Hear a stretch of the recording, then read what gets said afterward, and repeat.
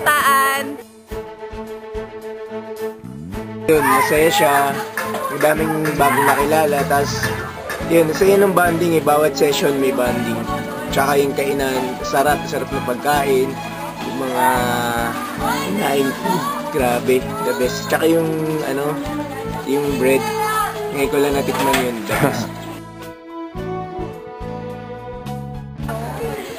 Lahat kami dito, gusto kayong makasama, pero since hindi pwede yon, ang gusto lang namin, makasama kayo na para maturo rin sa inyo kung ano yung mga na-experience namin dito. Kasi lahat yon masaya at saka marami kayong matututunan.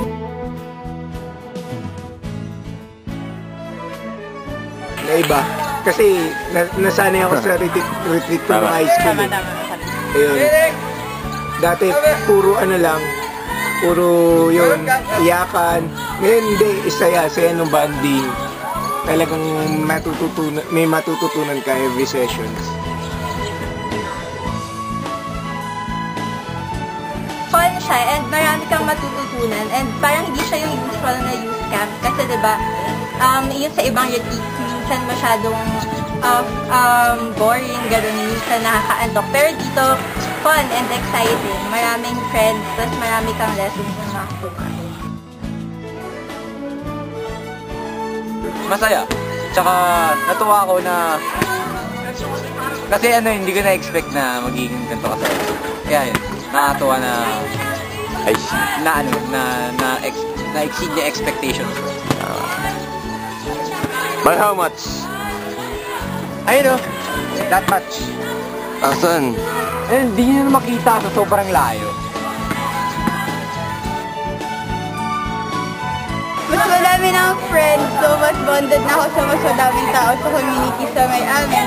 Feeling ko mas madami ako natutunan kasi na parang na-experience na ko in a way yung pinagdaanan ni Jesus nung mamamatay na siya for us. Tapos ngayon, since mag-iglesia ako, nalala yung mga tao na di ko akalain nakastreet ko lang pala, sabi yung simba pala sila. Tapos, yun, sa intindihan ko na yung pinaka-essence ng pagiging part of the church.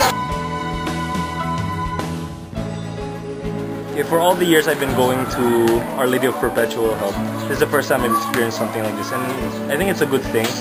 It helps build the community around that area here, Port Project 8, and I hope it continues to be part of the church in the future.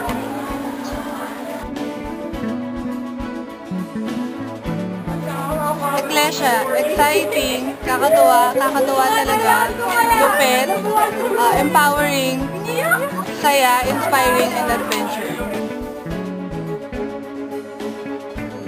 Youth camp is so awesome! Thank you! Sama na kayo sa next camp! Sobrang saya! Sobrang saya dito sa youth camp na to. Sana yung mga next campers na magiging sasali dito, for sure may matututunan sila. Tapos mas ma-understand nila yung purpose nila kung ba't sila nagsaserve kayo. Thank you so much! Thanks, Ricky. Thanks din. Thank you! Saya, subukan niyo sumali sa Watch 3. Abangan namin kayo. Yeah!